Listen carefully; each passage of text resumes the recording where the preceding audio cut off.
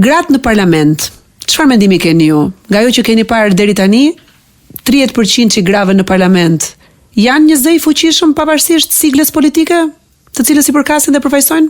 As nuk din çfarë të diskutojnë. As nuk din se si të bëjnë një propozim ligji. Gra të cilat ne si kemi parë të diskutojnë. Tani duhet t'i flasim realitetin siç është. Gra që nuk ngrihen një herë në foltorën e kuvendit të flasin për problematikat e qytetarëve. Për të mos përmendur disa gra që dhe me letër përpara nuk dinin të lexonin.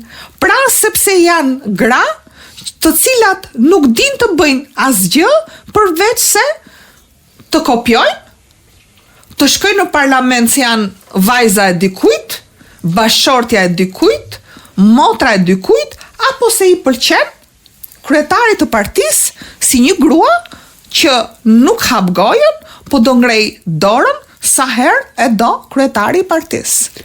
Subscribe në kanalin Klas Media në YouTube.